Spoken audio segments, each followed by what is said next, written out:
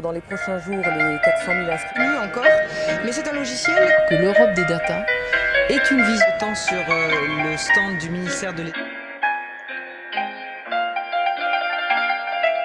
Bonjour Jérôme Verschave. Bonjour. Vous êtes directeur général d'Aérocampus. Vous venez de présenter Aérocampus lors des boussoles du numérique à Senon, organisé par l'ANAE et Educavox. Mais Aérocampus, c'est quoi d'abord ? Aérocampus est un concept très particulier, unique, qui a l'ambition de regrouper sur une filière qui est l'aéronautique l'ensemble des voies de formation, des publics et des niveaux de formation. Aérocampus est à la fois un lycée professionnel, un centre de formation d'apprentis, un organisme de formation de salariés d'entreprise, un centre de formation pour les ingénieurs et des grandes écoles comme Supaéro, l'ENAC et d'autres, mais également un lieu de formation à l'international au service des industriels aéronautiques. Et pourquoi avoir eu cette idée alors de lancer ce type de plateforme ? Je crois que le monde bouge, évolue, que l'aéronautique est d'abord un milieu qui recrute à tout niveau. Et lorsqu'on a repris un site en fait qui était un site militaire qui fermait, qui formait déjà la maintenance les personnels du ministère de la Défense, on a eu l'idée avec la région Aquitaine qui a investi sur le site de créer un grand campus aéronautique avec cette capacité du fait de la taille. S'il vous plaît, là, vous êtes gentil, mais vraiment sympa. Hein.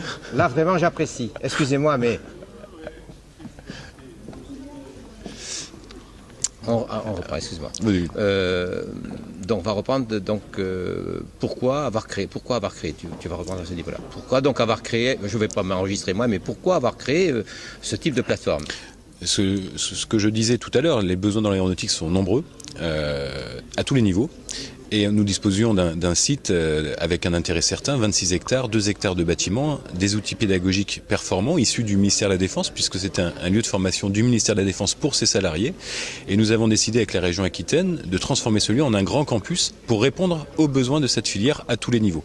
Donc se côtoie sur Aérocampus à la fois un lycéen en formation professionnelle, comme un PDG d'entreprise qui vient en formation de management sur le même lieu. Bon, et alors, vous recevez donc du lycée jusqu'au chef d'entreprise. Le bilan, c'est quoi ? Combien de jeunes sont sur place ? Combien de formateurs ? Combien de gens formés ? Comment ça se passe ? Alors, ça se passe bien. Bien sûr. Nous avons démarré il y a 3 ans, il y avait en formation initiale de bac à BTS, 80 élèves. Aujourd'hui, il y en a 240. Et nous accueillons sur le site, cette année 2014, 20 000 personnes. Mais nous ne sommes pas les seuls à les accueillir, c'est-à-dire que nous avons agrégé autour de nous des écoles, des centres de formation complémentaires de notre métier de formation à la maintenance aéronautique. Donc nous avons sur site l'Institut de soudure, l'Institut de peinture, la maintenance hydraulique. Ce sont maintenant 160 salariés qui sont dans ces organismes, qui accueillent ces 20 000 personnes sur le campus aéronautique d'Aérocampus. Le numérique, on le trouve dans les avions, l'ensemble de tous les Airbus sont équipés jusqu'au bout du numérique. Alors est-ce que vous, dans votre centre, le numérique, l'avez-vous reçu ? Alors l'aéronautique est dotée du numérique, mais dès la conception de l'avion, pas dans l'avion. L'ensemble de la chaîne industrielle aujourd'hui aéronautique est tournée autour des technologies, organisée autour des technologies numériques. J'évoquais tout à l'heure le fait que sur la chaîne d'assemblage du Mirage ou aujourd'hui du Rafale, les techniciens valident les process de fabrication à travers des tablettes. Il nous faut évidemment coller à la réalité industrielle lorsque l'on est en phase d'apprentissage, et ce à tous les niveaux. Et c'est pour ça que nous avons fait effectivement un énorme effort au niveau d'Aérocampus pour doter le site de moyens pédagogiques autour du numérique, mais qui ne sont que des moyens, je le rappelais tout à l'heure, avec l'objectif effectivement de former au mieux, d'intéresser au mieux aussi un certain nombre d'élèves à venir dans nos filières, et évidemment à motiver nos professeurs qui vont devoir, par leur fonction, former à la fois, je le disais, un lycéen, comme un demandeur d'emploi, comme un salarié, sur son site ou sur un site extérieur. Nous avons développé par exemple le e-learning de façon importante pour pouvoir répondre aussi à la demande de formation de clients, non pas sur notre lieu de formation, mais partout dans le monde. Mettre en place du e-learning, certaines universités le tentent, mais elles rencontrent quand même aussi quelques difficultés avec les enseignants pour les faire venir au e-learning. On le voit avec les MOOC aussi. Ces difficultés-là, vous les avez rencontrées ? Oui, on les a rencontrées de deux sortes, effectivement. Dans l'usage des numériques, on a pu avoir des résistances de nos formateurs. Mais le chemin se fait tout doucement. Je crois qu'il ne faut pas faire de révolution numérique au niveau des esprits, mais plutôt une évolution culturelle, et je crois que les choses sont intégrées. Et je l'évoquais également, on a une problématique d'évolution de la réglementation. Notre métier de réparer les avions, de former à la réparation est très normé, et c'est évidemment normal compte tenu de l'enjeu que représente la maintenance aéronautique. La problématique qu'on a, c'est que la réglementation ne suit pas les évolutions technologiques. Alors elle est en retard. Elle est en retard. Elle est en retard, elle est jouée au niveau européen avec l'autorité européenne de sécurité aérienne qui n'évolue pas aussi vite que les pratiques pédagogiques. Un exemple. Je donne un exemple. Aujourd'hui, pour obtenir la formation sur nos modules, il faut 2500 heures de face-à-face pédagogique et rien n'est reconnu d'autres méthodes pédagogiques que le face-à-face pédagogique. Donc l'hybridation n'est pas encore rentrée dans les mœurs. Elle ne l'est pas pour cette formation-là. La chance que nous avons, c'est que nous dispensons énormément de formations diverses et variées, pas uniquement dans notre cœur métier, où là nous pouvons mettre en œuvre ces dispositifs. Et comment ça se met en œuvre justement formation des formateurs, formation des enseignants, donc on y va doucement, vous le dites, progressivement. Comment c'est reçu? Alors on a d'abord aussi une chance, c'est qu'on est jeune, on a 3 ans. On a redémarré quelque chose qui devait fermer avec une équipe très resserrée, 15 personnes. Aujourd'hui, on est une 60aine.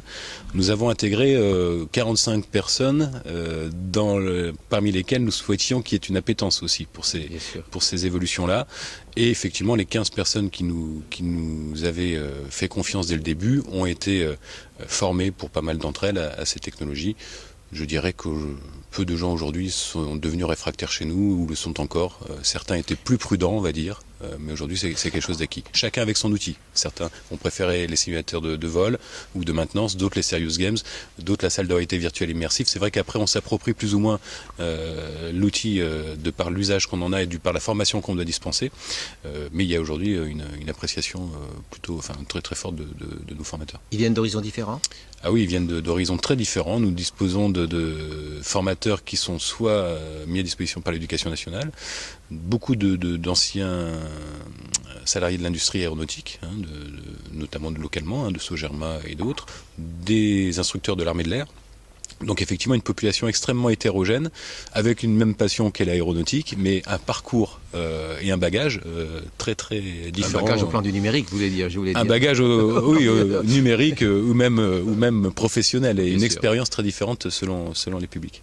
Très bien. Et le bilan aujourd'hui, quel bilan vous direz après 3 ans et quel projet vous avez? Le bilan, d'abord, il est 100% de nos élèves ont un travail. Ça, c'est important. Je crois que c'est l'objectif qu'on s'est fixé lorsqu'on a créé Aérocampus. Vous savez que l'industrie aéronautique recrute énormément, non pas autant d'ingénieurs qu'on croit, puisque les programmes sont pratiquement terminés, mais beaucoup de techniciens. Il y a 20 000 avions aujourd'hui civils qui circulent, il y en a près de 30 000 dans 5 ans. On cherche 280 000 mécaniciens dans le monde et il faut les former. Et l'objectif d'Aérocampus, ça a été la base de création, ça a été cela. Donc aujourd'hui, nous avons une capacité à placer les élèves. Nous avons aujourd'hui un rayonnement assez fort puisqu'on a aujourd'hui un deuxième site qui est en Auvergne, qui est à Clermont-Ferrand sur l'aéroport. Nous venons d'ouvrir la Turquie, nous venons d'ouvrir un centre en Afrique, nous allons développer le Moyen-Orient avec l'objectif de répondre à la demande de nos industriels qui sont très internationalisés aujourd'hui. Dans ce milieu, on doit d'abord aussi parler anglais, on parle beaucoup de numérique, mais il y a un deuxième sujet fort important dans notre milieu, c'est la pratique des langues étrangères. Aujourd'hui, Aérocampus rayonne, on en est à une phase de première étape positive, on n'a que 3 ans, on est comme une jeune PME. Je crois qu'il faut nous laisser encore 2 ou 3 ans pour tirer un bilan complet de cette expérience. L'Éducation nationale regarde avec beaucoup d'intérêt ces expériences-là? Elle est membre fondateur, elle fait partie des membres fondateurs comme la région, comme les industries aéronautiques. Elle est partie prenante, j'ai vu monsieur le recteur il y a encore quelques jours pour parler avec lui du développement d'Aérocampus. On a une éducation nationale motrice, on a souvent l'image d'une éducation nationale qui va freiner un peu les choses. Je crois que le pari a été fait sur Aérocampus grâce aussi à l'éducation nationale. Il faut savoir qu'on a ouvert aussi le premier lycée professionnel franco-allemand de France, grâce au recteur de l'époque, M. Nambrini, et Alain Rousset, le président de la région. Je crois que je n'ai pas de difficulté dans les sujets que je souhaite développer du fait de l'éducation nationale. Merci beaucoup, Jérôme Verschaff. Merci à vous.